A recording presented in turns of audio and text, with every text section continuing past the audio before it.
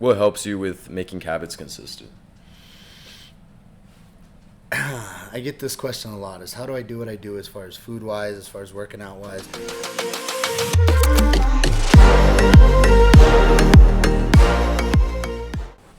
Jesse, how you doing today? I am well. You doing well? All right, so bodybuilding. I did a little bit of research on you, Okay. and I didn't see. So it sounded like you started in 2017. Correct. Is that correct? Yep. So how did that all come out to be? So my story is kind of interesting.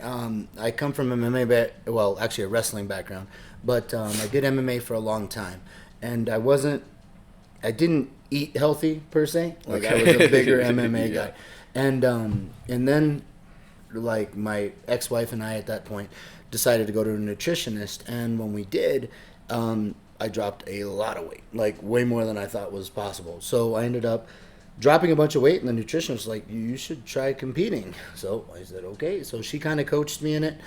We jumped in a Muscle Mania show, and I ended up, well, actually, my very first show I took third, and then I jumped in one more, and I won the overall. So I won my pro card in Muscle Mania. So I was a pro in Muscle Mania, like my second show. Your second show, okay. Yeah. So, and that was here locally in New Mexico. And then I started... Well, I got introduced to a coach out from El Paso named John, and he came down and he was like, we need to switch you to MPC. So I moved over to MPC, and then this was all in men's physique, so this is board shorts. Okay. So I started in board shorts, did that I did really well went to nationals for men's physique, but got an eye-opener when I went to nationals. I was like, oh, like I thought I was going to wreck it, and then I ended up placing like second call outs. Okay. So then I took a year off, worked at it, went to classic physique. And then I did classic. I competed quite a few times, won quite a few shows, went to nationals, got another eye opener, realizing I just wasn't at that. So I took another year off, got bigger and bigger, and then ended up in bodybuilding. And that's how I ended up. Okay. So where did you place that in? My highest placement right now was at nationals last year, and top 2 got your pro card. I took third. And there was 37 guys in nationals at that one. In nationals, and where was that at? That was in Pittsburgh. Pittsburgh? Yeah. Okay.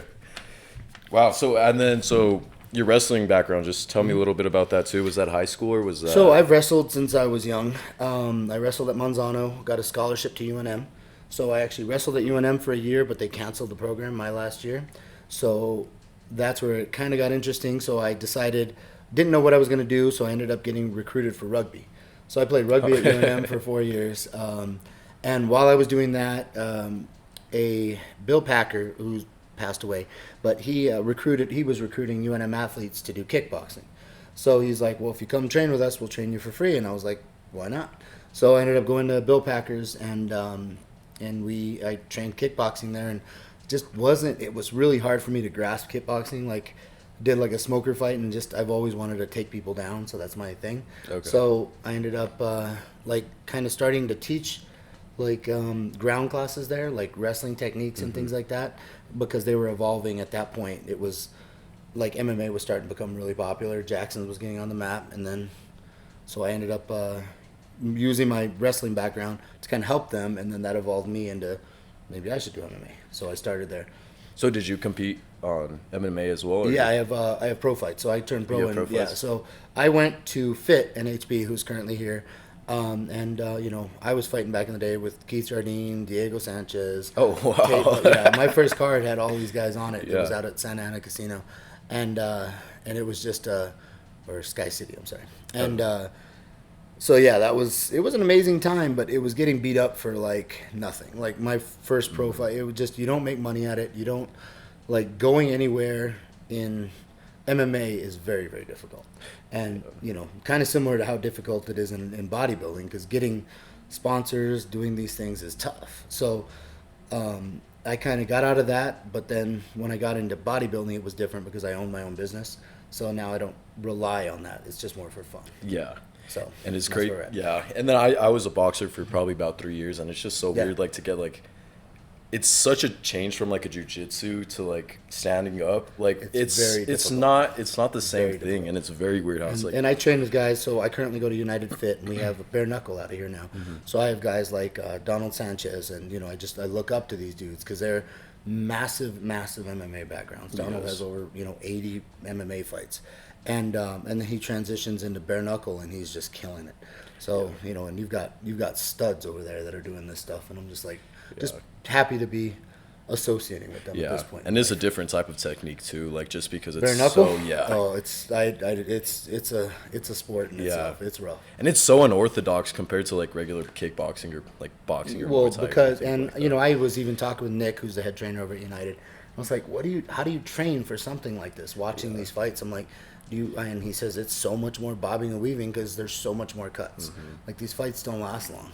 Yeah, and then they get all mad. They're like, sometimes they're boring, and then you're like, whoa, if you get hit one time, it's all it takes. And it's not even usually knockouts. I mean, Donald knocked his last guy out, but it's the cuts that happen because you have the bare knuckle. It just scratches, it opens up a cut, and you're gonna be stopping it soon.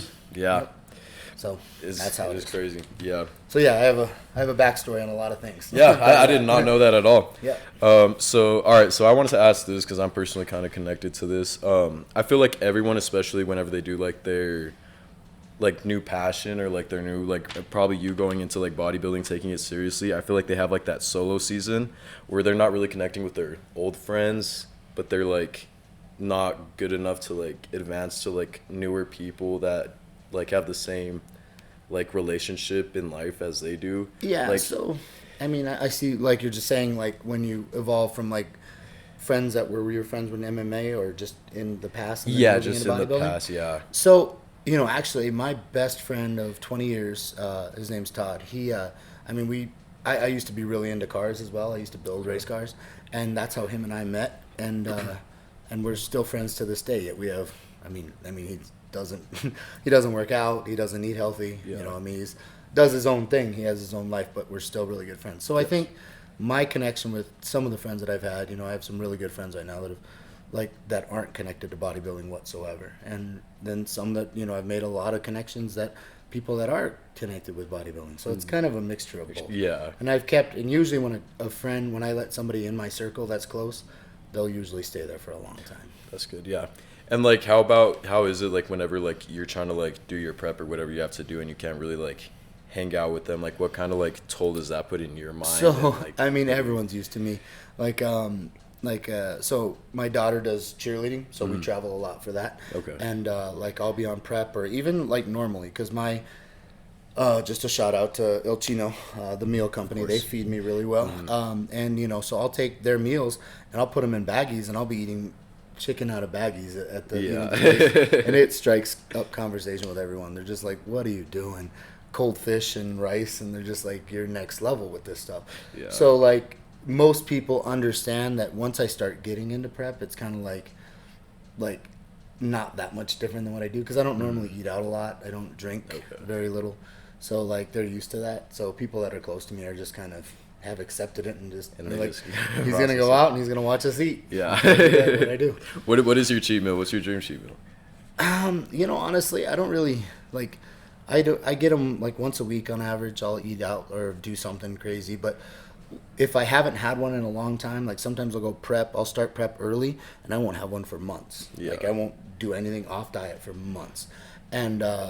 And when I do, it's usually pretty crazy. At that point, I'm like, I need something. So, like, I'll polish off 2 large pizzas. Okay. Like a couple slices of cheesecake and things like that. Okay. So that's funny. All right. Well, like, talking about prep, what's the most difficult prep stories? Like, what are some, like, ones that honestly, I don't really have an issue with prep. Like, I like it. Like, I like watching my body transform. Like, I just start seeing the skin that get thinner. Like I start leaning out more and more and more. People so I say the only horror story I would per se have was my very first prep, the one I told you when I first got it, because I'm about 255, 260 pounds right now.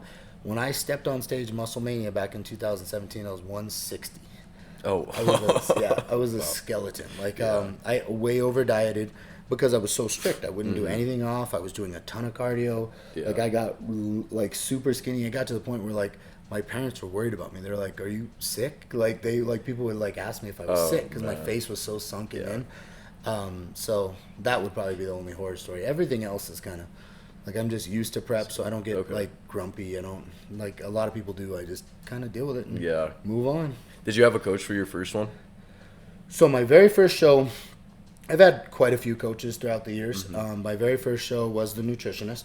So she was kind of like a coach slash thing. Then a good friend still to this day, he lives out in El Paso. His name is John. John Felix, and he's an amazing trainer. He came down and he was my coach, and he coached me for a few, and then he said, at this point, I need to let you go and go to a bigger somebody that holds a little more. But we've stayed close. Like when I go to El Paso, we'll work out, or if he comes and stays with me when we watch the show here when Mids happens. Yeah. So he'll come and stay at my house. But so we're still really close. And then so I went from him to Corby Nitfrio. He's a local bodybuilder here. And he was a coach, and then I went through a couple different ones, like big name coaches that I just was a number to, and it was really tough. And then I ended up now with Dom Cardone, who's out of Vegas, well, actually out of Florida now, and that's been probably the best coach I've had to date. How many shows have you been doing with him? This is my second this will be my third show, this next one. So I'm going to compete now in July again. Okay. And then where's that at? That's going to be again in Pittsburgh, I believe, if I do that one, either that or Miami. Okay. And how confident are you compared to the last ones on I'm not scared this time. You're not scared? That's good. I usually am not. I'm more nervous for the other people that have to go against me. Yeah. That's a good way to look at it. All right. I know you had a daughter. So with, I don't know exactly when you had her, but how did having her change your goals in general and in fitness? Oh, so she's very, very athletic. So she does cheer. She was in gymnastics since she was little. And this competitive cheer is like next level stuff. Like they're doing, she tumbles like crazy. So, it changed not a ton of how I did things, but it was just nice that I was able to like show her like, hey, this is what, athletics is supposed to be like. So I've kept her in that since young age. So she motivates me every day for sure. Perfect. How old is she? She just turned 15. Oh, wow. Yeah. Oh, so she's already, when you started, was that when you were doing your MMA? I was doing MMA when I started. Oh, okay. Yeah. That's actually one of the reasons I pulled out was because of her. Yeah, I could definitely see that. What is something that people don't know about posing that they probably should if they're trying to get into bodybuilding? About posing? Practice. Like, the biggest thing I see on the stage right now is people that they put all this effort into dieting, they put all this effort into lifting, they, take all the right stuff, they're taking all the vitamins, they're doing everything they should, and they put nothing into posing. And then they get on stage and it looks like crap. Yeah. So, like, the biggest thing I see is just not practicing enough. Like, they don't know mandatories, they'll, like, get confused, like, hey, quarter turn, they'll turn to the back. Things like that just make you look so bad on stage. Mm-hmm. And at a national level, they just walk by you. If you at all mess up posing at a national level, you're off. So I have a posing coach that I work with. I've actually worked with a few. I actually flew out to New York and worked with Kenny, which is a big name. And then this guy, Joey, out of Vegas now I work with. And so come maybe about 12, 13 weeks out, I'll start working with him, and then we'll just continually work up to the show. So, and then I'll work with him usually once or twice a week. Okay. Like via Zoom. Oh, yeah. Okay. So it's not in because he's out there, I'll go out to Vegas maybe once or twice a prep, if he thinks I need to, just to like look me over. But usually, this last show I didn't, and it worked out well. Yeah. And that must be nice since you're so like a bigger name now, you could just like have the sponsors and you don't really need to worry about, or you sometimes it's kind of nice, but it still costs a lot of money to bodybuild. Like, it's not a cheap sport. Like, getting into it, people don't realize how much it's going to cost to get a good coach, to get for your food and everything. It's a lot of money. Food is crazy. Yeah. Yes. And then what's the difference between like the physique and the like open bodybuilding? Well, it used to be legs. Legs was like a lot of these guys in men's physique had huge upper bodies and no legs. And I've always had really big legs. Like, that's always been my strong point. But I did men's physique because, like, I just felt in my head that I wasn't big enough, and I always had that in my... So we suffer from massive body dysmorphia as bodybuilders, like we all do. And so it started there, and then I'm like, even at my first show, they're like, look at your legs. Like, you should just go to bodybuilding. And I'm like, no. So then I went to Classic, and they're like, you're still a bodybuilder. You've got a little bit thicker waist, you're not quite like the classic physique. You don't quite fit in there. Mm-hmm. But yeah, so I just like it's usually legs, but it's also a lot of the time just that they don't feel that they're big enough for bodybuilding, and so they stick in men's physique. And do you think that like some people like what do you think is like the difference from classic and bodybuilding? Yeah, besides the so when you say open, just for clarification, like open is when you're a pro, mm-hmm. and open there's no weight limits. Yeah. With bodybuilding and NPC, which is amateur, you still have your weight under. Okay. So you have heavyweight, you have light heavies, heavy, super heavies. So you can be light heavies is up to 194. Okay. Heavyweight is 194 to 225, which is what I do. Okay. And then super heavies is 225 and above, and you can go all the way up to 300. So yeah, so that's like there's not really technically. I'm sorry. Yeah. Okay. But then once you get into the pro ranks, then it changes. It goes from you have open and 212. Those are your only two options, unless you go to classic. Okay. So open and 212. Yep.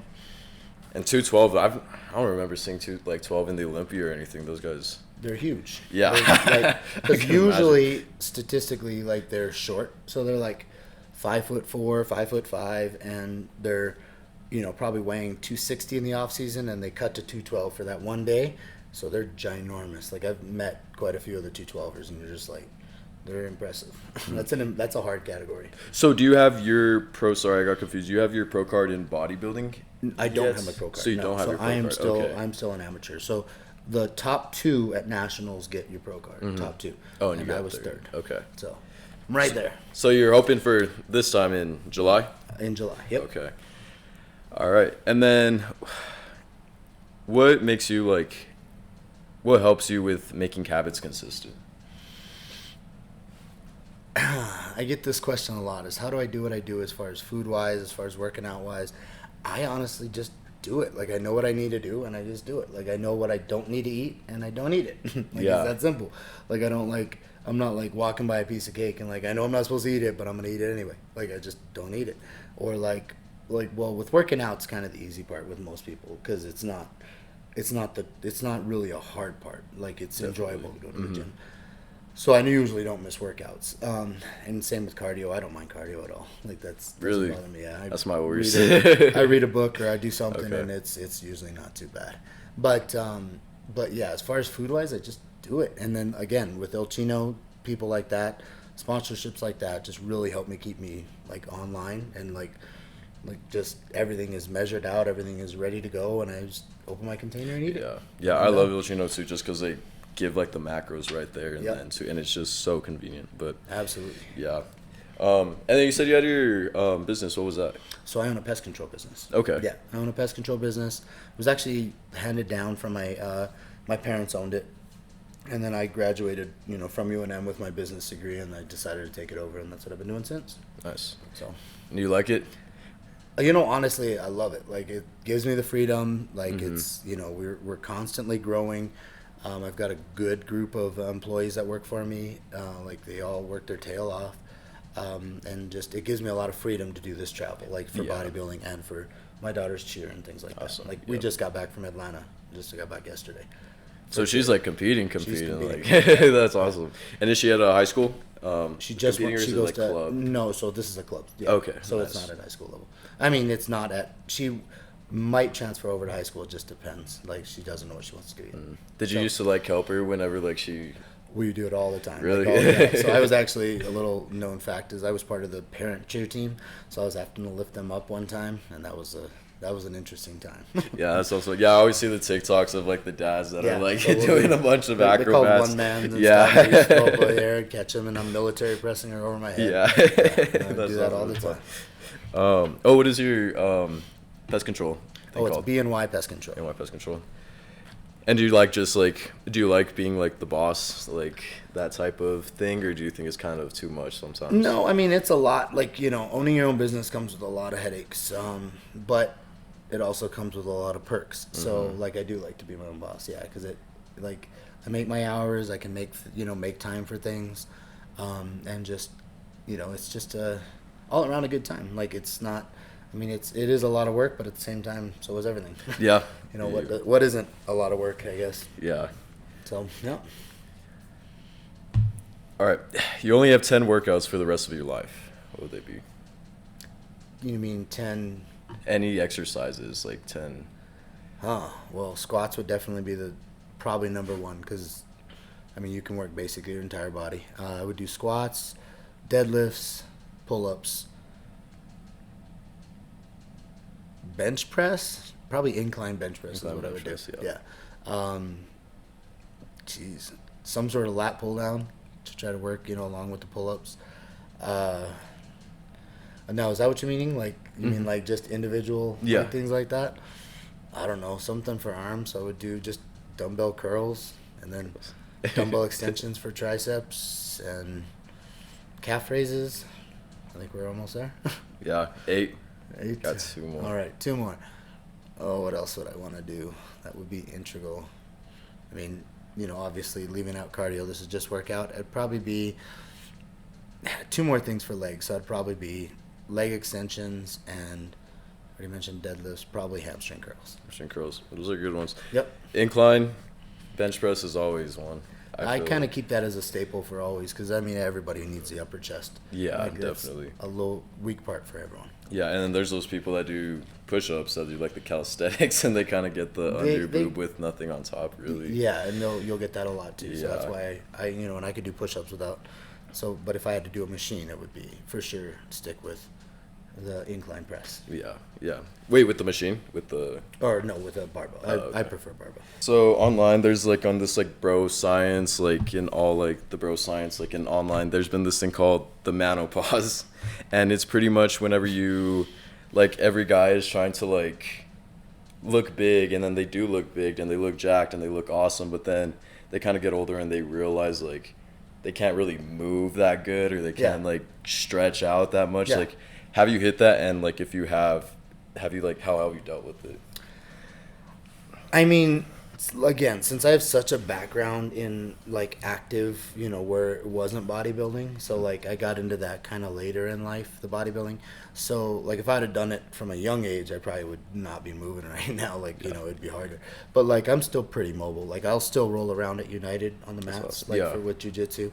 So like I don't think I've dealt with that much again, and I also stretch every day. I go to Bradley Maestas, another kickback for a chiropractor. I go to him quite a bit, and he straightens me out and keeps everything limber and making sure it's moving around. It's awesome because I do squat heavy, so like I've always wondered if I was gonna have knee issues or anything, but I'm pretty, like, as far as form wise, I'm pretty stickler, so maybe that's helped me throughout the years. I don't know. Do you do ass to grass? Always. Yep. All right. And then how do you deal with distractions? I feel like you already kind of answered this. But even like family-wise, any real distractions that you have during prep or during whatever you have to do, how do you I kind of deal with everything on a situation-by-situation basis because, I mean, I've had massive distractions throughout prep, and I just try to, like, I know it, again, it goes back to the knowing what you need to do and knowing what you don't need to do. So, like, even if those are stressful situations, I still know I need to go work out. I still know I need to get 7 meals in a day. Like, it's just what I have to do. So I've got a clock set, and basically every day I'm doing that, even on vacation. It's sometimes tougher, but, like, I'm like, it's 1 o'clock. I got to eat again, and I do it. So you still prep for, like, vacations and all that? I do, yeah. I can't help it. It's so ingrained in me that I just don't. I don't like to leave anything to chance. Mm-hmm. And then that's probably something that maybe other bodybuilders that are competing aren't doing something as well. So you just have like I have that edge. I don't leave anything to chance. So if I know I'm going to be gone somewhere, I'll bring my meals with me. That's good.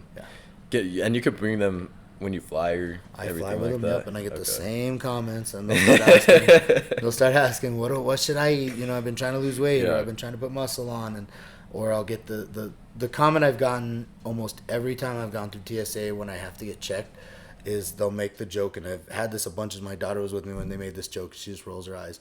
She says, "Oh, sorry, sir, you can't bring those guns on this plane." And they'll I'm like, I don't know if that's the smartest joke for you guys to make. Yeah. But I have had it made a bunch of times. That's awesome.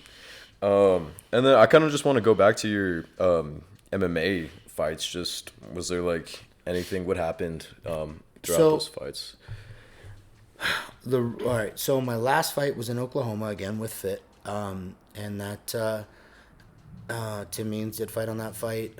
We had a bunch of really good fighters from Fit fighting on that, and I fought an Olympic actually wrestler. So it was the first time that I've been out wrestled, like literally just, I mean, at will. He was taking me down. It was so disheartening, and this was kind of the fight that I wouldn't say broke me, but it was like, I don't know if I want to continue doing this, but.